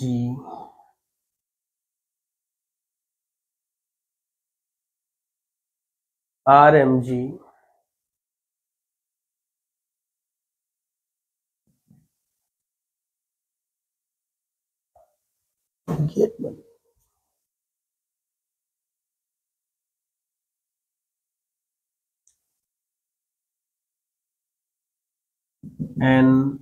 NMGX एक योगात्मक यौगिक बनता है और योगात्मक यौगिक का जल अपघटन अम्ल के साथ कराने पर बन जाता है RCHO, RCHO बन जाता है। नेक्स्ट थर्ड नंबर पर आते हैं, नहीं सॉरी फोर्थ विधि है, एक एल्डिहाइड बनकर तैयार हो जाता है।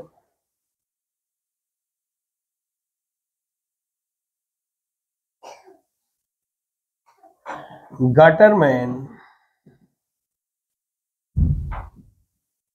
कोच अभिक्रिया द्वारा जब बेंजीन को है ना। इसको बेंजीन को CO और HCl के साथ, CO और HCl के साथ एनहाइड्रस यानी निर्जल AlCl3 की उपस्थिति में अपघृत कराते हैं तो एक बेंजल्डिहाइड ऑब्टेन हो जाता है प्लस HCl हो जाता है।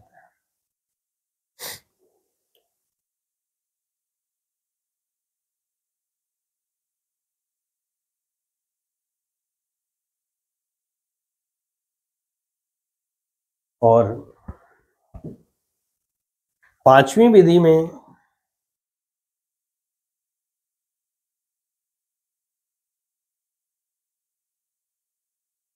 एल्कोहलों के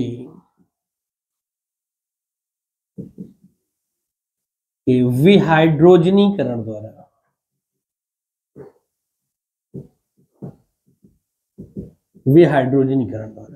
तो RCH2OH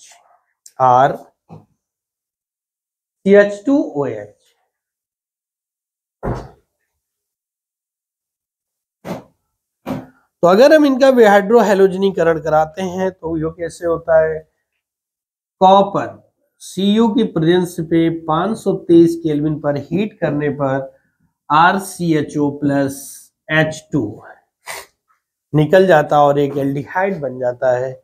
इस प्रकार हमारे एल्डिहाइड बनाने की 5 विधियां यानी कि छठवें का खा कंप्लीट हो जाता है। ठीक है ना, छठवें का खा कंप्लीट हो जाता है। अब इसके आगे बढ़ना है हमको, छठवें के खा के अथवा की ओर चलना है। क्या कह रहा है, अभी तो हमारा काफी पेपर बाकी है और हम लोग 1.5 घंटे तक काम कर चुके हैं। छठवें के खा का अथवा क्या कहता है, एल्डिहाइड तथा कीटोन में नाभिक रागी योगज अपक्रिया की क्रिया विधि एक उदाहरण द्वारा समझाइए। एल्डोल संघनन तथा क्रॉस एल्डोल संघनन की अपक्रिया का एक रासायनिक समीकरण लिखिए।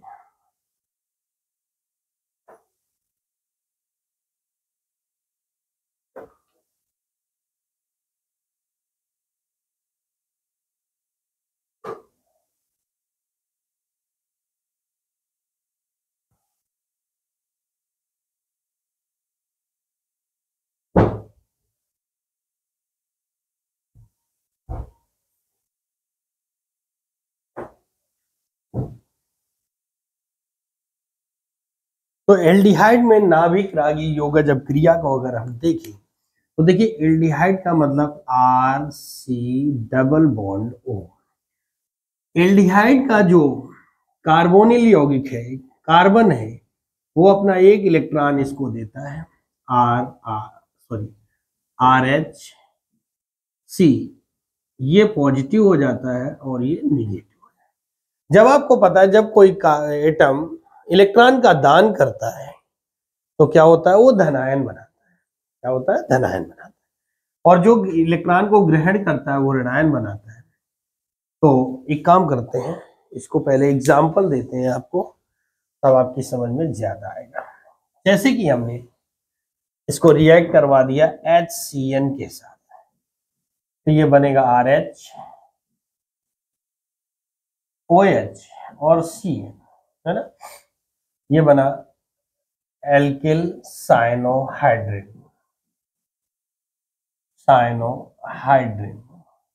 ठीक है। अब हम इसको क्रिया विधि समझाते हैं।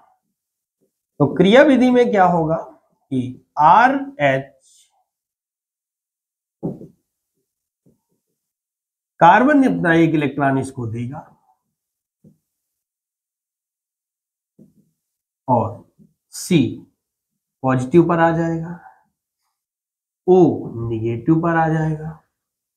ठीक है ना, O निगेटिव पर आ जाएगा।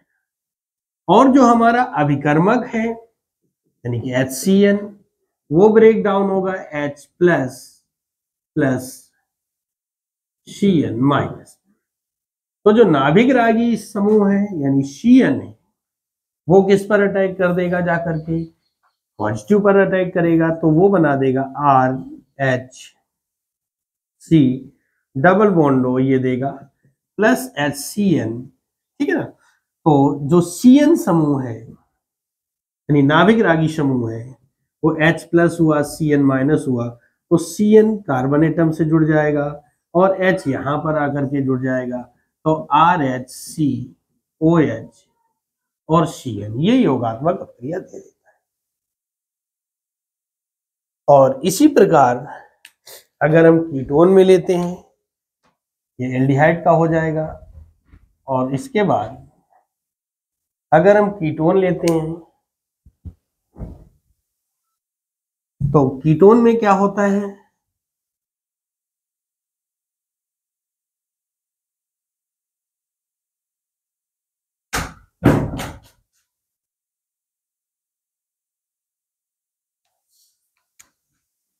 अगर हम HCN से क्रिया करवाते हैं तो कीटोन RCOR होता है, तो ये बन जाएगा RRCOH और CN।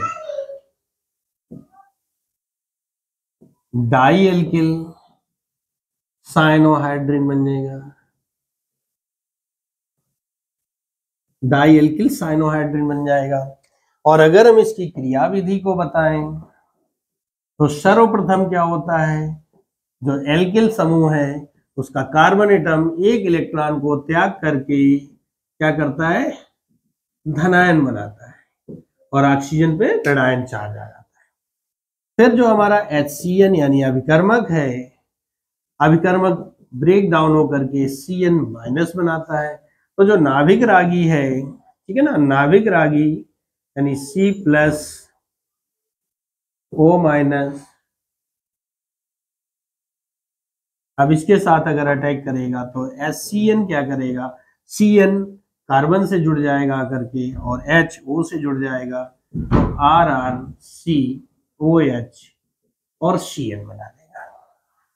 तो ये तो हो जाती है हमारी एल्डिहाइड और की क्रिया विधि, ठीक है ना, एग्जाम्पल के साथ। और अब आगे कहा एल्डोल संघनन और क्रॉस एल्डोल संघनन की अभिक्रिया के रासायनिक समीकरण देना है। तो इसको साफ करते हैं और इसी में जुड़ा है चूंकि प्रश्न,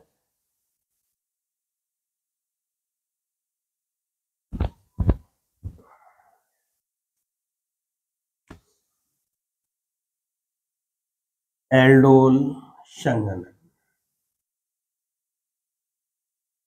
अल्फा हाइड्रोजन परमाणु युक्त एल्डिहाइड या फिर कीटोन, ठीक है ना, HCH2CHO। अगर हम इसको स्ट्रक्चर बनाएं तो CH और डबल बॉन्ड हो, ऐसा जुड़ सकता है। ये एल्डिहाइड के दो मॉलिक्यूल्स ले लिए गए और दोनों आपस में ज्वाइंट होकर के क्या बनाएंगे, CH3COH, यानी ये वाला हाइड्रोजन इसके साथ जुड़ेगा और CH सिंगल बॉन्ड CH2,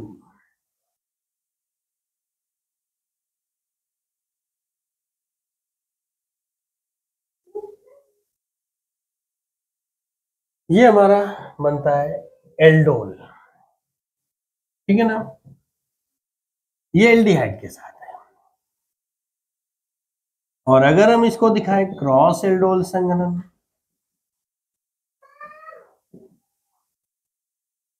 तो क्रॉस एल्डोल संघनन में क्या होगा, CH3C double bond O CH3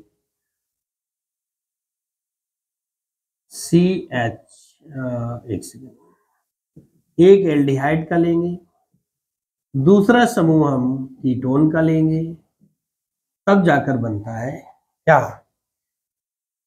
cross aldol. मतलब एक दोनों एल्डिहाइड मॉलिक्यूल्स हैं या दोनों कीटोन है तो एल्डोल बनेगा, और एक एल्डिहाइड और एक कीटोन, ये एल्डिहाइड है ये कीटोन है, दोनों क्रॉस कराएंगे, यहाँ पर दोनों एल्डिहाइड है, ये भी एल्डिहाइड है, तो ये हमारा बन जाता है क्या, क्रॉस एल्डोल। तो ये बनता है CH3C, ये वाला हाइड्रोजन फिर से यहाँ पर अटैक करेगा और OH बना देगा CH, CH2, C double bond O, CH3। ये बना क्रॉस एल्डोल। तो इस प्रकार हम लोग छठवें क्वेश्चन को कंप्लीट कर चुके हैं। अब बारी हमारी सातवें क्वेश्चन की है।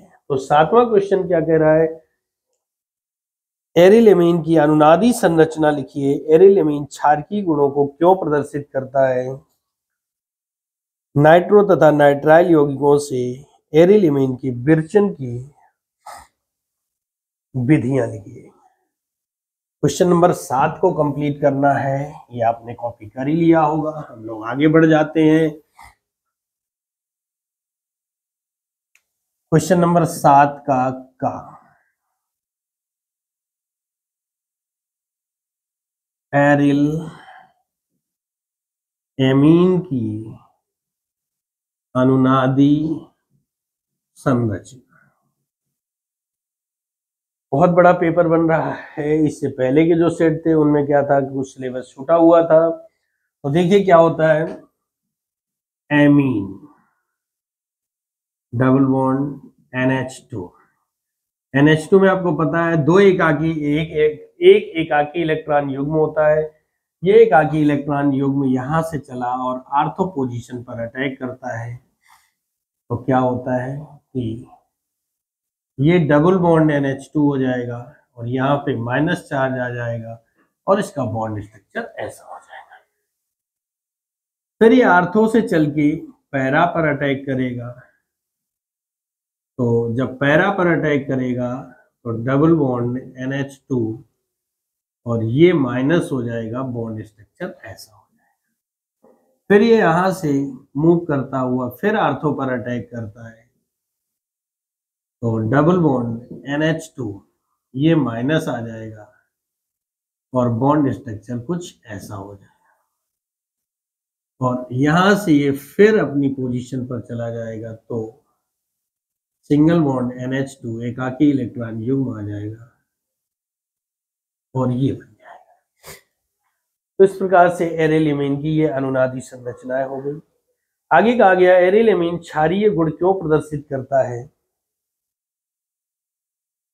तो हेडिंग होगी एरिलेमीन के क्षारीय गुण। क्या लिख सकते हैं इसमें,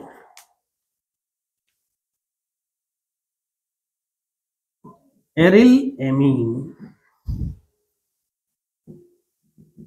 क्षारीय गुण प्रदर्शित करता है क्योंकि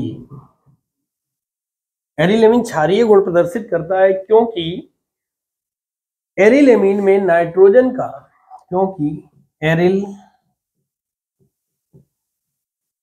में नाइट्रोजन का लोन पेयर इस फ्री वाले इलेक्ट्रॉन युग्म को बोलते हैं लोन पेयर इलेक्ट्रॉन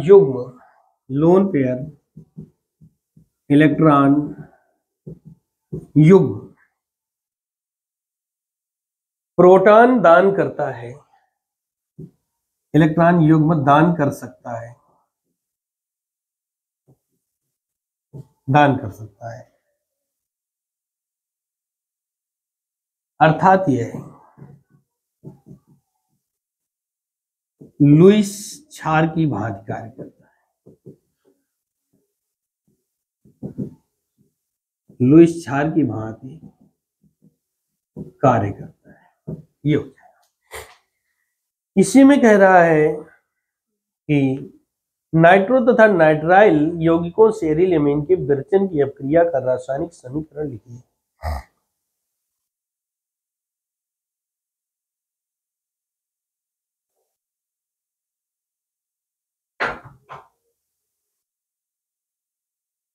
तो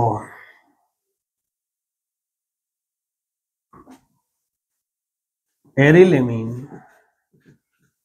बनाने की विधियां, पहली बात उन्होंने कहा क्या,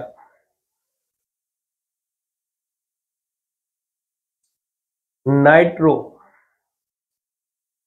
तो नंबर 1 नाइट्रो यौगिकों द्वारा। तो देखिए अगर हम नाइट्रो बेंजीन लेते हैं, ये नंबर 1 है नाइट्रो बेंजीन। नाइट्रो बेंजीन का आप चयन H2 के साथ PDBaSO4 की उपस्थिति में कराते हैं तो बनेगा क्या, NH2 एरिल एमीन बनता है प्लस 2H2। इस हिसाब से हमको 6 हाइड्रोजन चाहिए, हमने 6 हाइड्रोजन बना दिए। अथवा नाइट्रो यौगिक का अथवा NO2 SN प्लस HCl के साथ अब चयन कराएं तो भी हमें एरिल एमीन प्राप्त हो जाता है।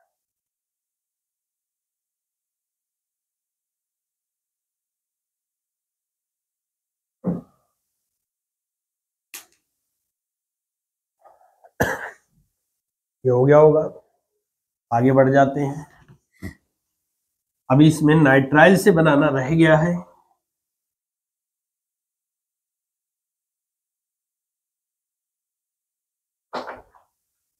सातवें का ही चल रहा है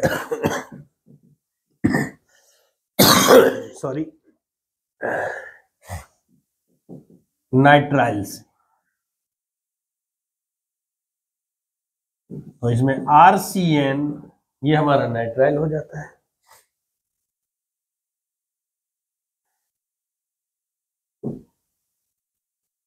LiAlH4 लिथियम एल्यूमिनियम हाइड्राइड और दूसरा H2 RCH2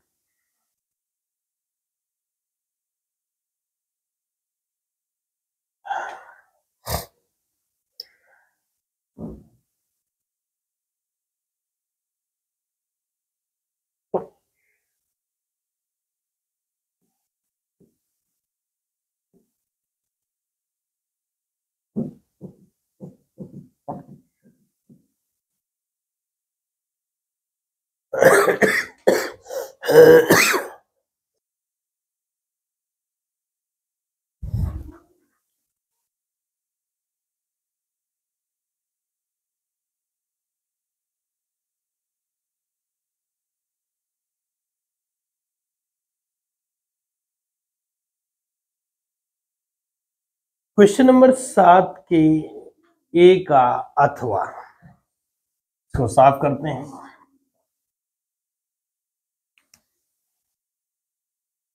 अथवा 7 के ए की अगर हम अथवा की बात करें तो इसमें क्या दे रहा है, कह रहा है निम्नलिखित का रासायनिक समीकरण लिखिए। ग्रेवियल थैलेमाइड संश्लेषण।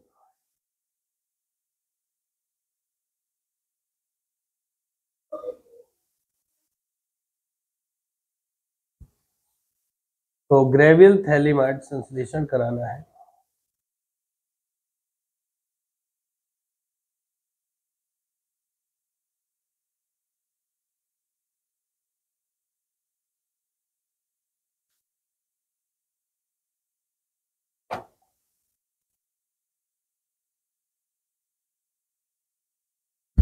तो जो 7वें का अथवा है, कहा है निम्नलिखित का रासायनिक समीकरण लिखिए। पहला है ग्रेवियल थैलेमाइड संश्लेषण, तो इसका नंबर 1, ठीक है।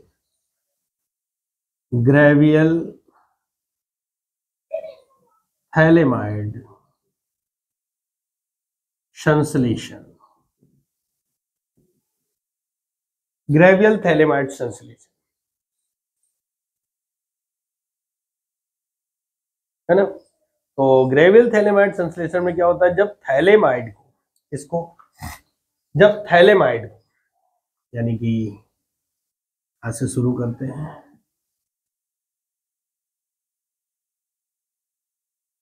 तो सी डबल बॉन्ड लो, सी डबल बॉन्ड लो, ओ, ये हमारा थैलेमाइड है, ठीक है। थैलेमाइड CONH, ये जब थैलेमाइड को, इसको थैलेमाइड को KOH के साथ, KOH के साथ अभिकृत कराते हैं तो पोटेशियम का साल्ट बनता है।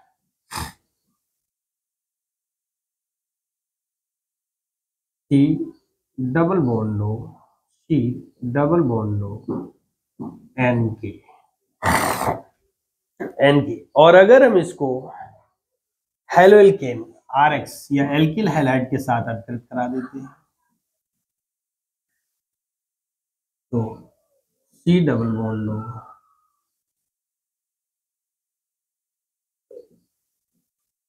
R,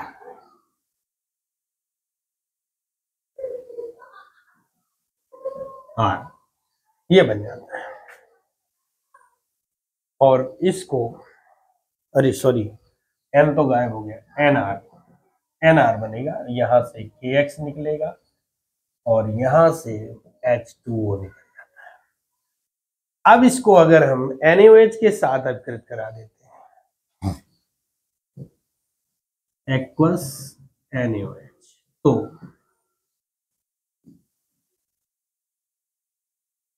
क्या बनता है, COO Na COO N, COO Na और COO Na प्लस RNH2, यानी प्राइमरी एमीन बनता है। ये हो गई पहली रिएक्शन। नंबर 2 पर इसने कहा है हाफ मैन ब्रोमेमाइड अभिक्रिया, हाफ मैन ब्रोमेमाइड अभिक्रिया।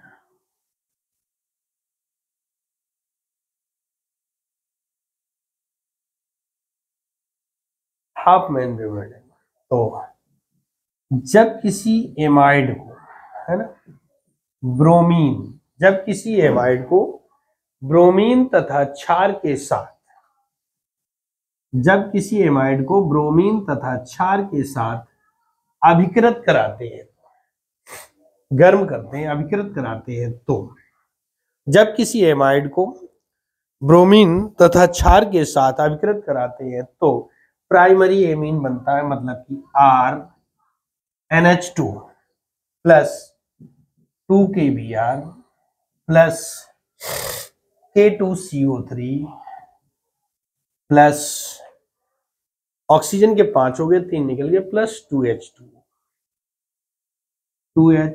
ये हो जाएगा। और तीसरे नंबर पर कहा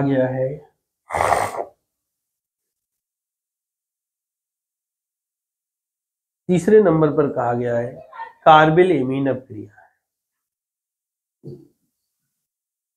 कार्बिल एमीन अभिक्रिया।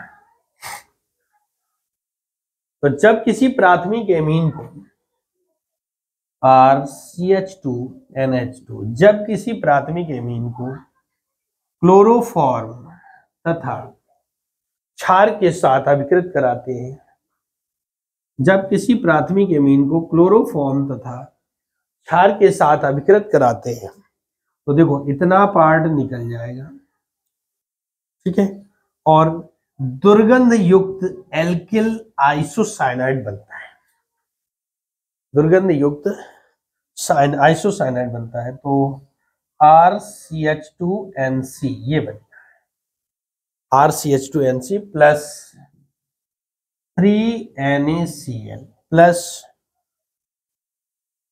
3H2O, 3H2 ये बन जाएगा। और अब बारी है चौथे पार्ट की। एक एक नंबर की ये 3 हो गई और चौथा पार्ट हमारा 2 नंबर का दिया हुआ है, क्योंकि उसमें 2 रिएक्शन जोड़ रखी है। तो आप कॉपी तो कर ही लिया होगा, हम इसको साफ करते हैं और आगे बढ़ जाते हैं।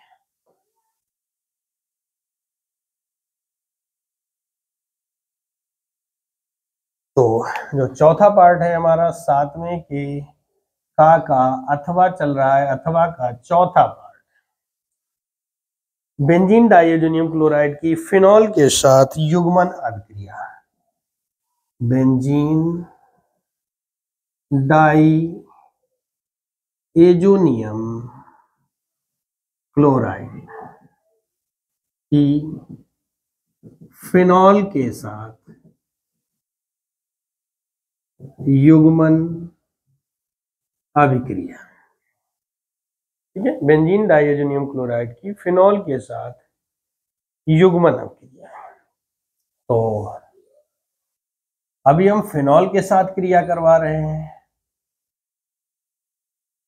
तो ये क्या होगा, NH2, नहीं sorry N2 plus Cl minus benzene diazonium chloride, और इसको हमने रिएक्ट करवाया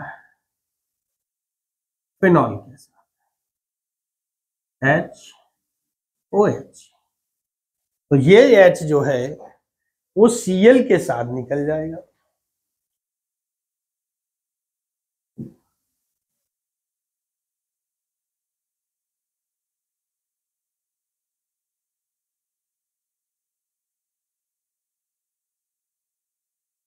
ठीक,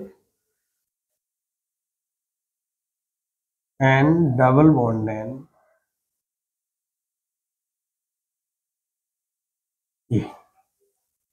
प्लस HCl प्लस HCl, ये बन जाए।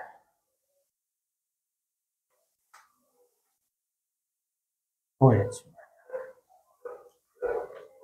अब एनिलीन के साथ यही में दिखाते हैं, एनिलीन के साथ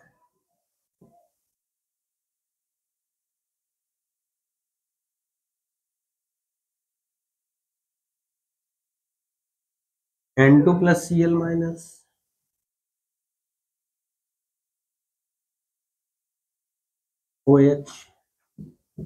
OH minus sorry NH2 aniline है। तो जब एनिलीन के साथ रिएक्ट कराओगे तो भी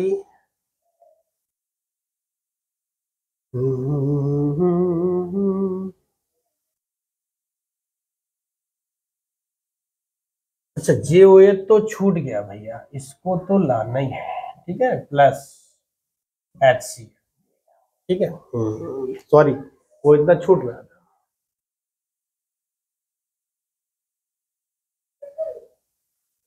इसका नाम भी लिख देते हैं, पैरा हाइड्रोक्सी एजो बेंजीन, ये बना। और अब जब हम रिएक्ट करवाएंगे N double bond N, same reaction होगी, NH2 जुड़ जाएगा और प्लस HCl बाहर हो जाएगा। ठीक है, और इस हिसाब से जो बना है वो कंपाउंड होगा para amino azo benzene, para amino azo benzene, ये बन जाता है। इस प्रकार से हम लोगों ने क्वेश्चन नंबर 7 का और 7 के का अथवा को कंप्लीट कर लिया है। क्वेश्चन नंबर 7 के खा की बात करें तो उसमें न्यूक्लिक अम्ल का स्ट्रक्चर और उसके जैविक कार्य पूछे गए हैं। तो न्यूक्लिक अम्ल की संरचना और जैविक कार्य आपके चैप्टर नंबर 10 पर मिलेंगे। और अगर थ्योरेटिकल क्वेश्चन अगर आपको नहीं मिलते हैं तो आप हमें व्हाट्सएप नंबर जो हमने दिया है उस पर अपना नाम, क्वेश्चन और अपना डिस्ट्रिक्ट नाम लिखकर सेंड कर दीजिए, हम आपको इसका जवाब दे देंगे। साथ के का के अथवा की बात करें, पहला विटामिन दिया गया है, विटामिन, और दूसरा हार्मोन दिया गया है। इन सबको थ्योरेटिकल है, इन सब के बड़े लंबे क्वेश्चन बनते हैं, तो इन सब के डिटेल के लिए आप हमें व्हाट्सअप कर सकते हैं, जिससे हम आपको सारे क्वेश्चन आप तक सेंड कर देंगे। ठीक है, इनको लिख पाना थोड़ा सा मुश्किल होगा, बहुत लंबा समय, कम से कम आधा घंटा 1 घंटा और लग जाएगा। वीडियो ऑलरेडी आपका लगभग 2 घंटे का होने वाला है, तो बहुत बड़ा हो जाएगा। ये थ्योरेटिकल आपको ऑलरेडी मिल जाएंगे, अगर नहीं मिलते तो आप जैसा कि हमने बताया व्हाट्सएप पर कर दीजिए। तो दोस्तों चैनल में बने रहिए, और चैनल में अगर नए हैं तो चैनल को प्लीज सब्सक्राइब कर ले, बेल आइकन को प्रेस कर दें, जिससे कि आपके पास सारे नोटिफिकेशन बड़े आराम से आप तक पहुंचते रहें और आप आसानी से अपने घर में बैठे बैठे अपनी प्रिपरेशन को कंप्लीट करते रहें। Thank you so much. जय हिंद, जय भारत। मिलते हैं अगले सेट में। Thank you.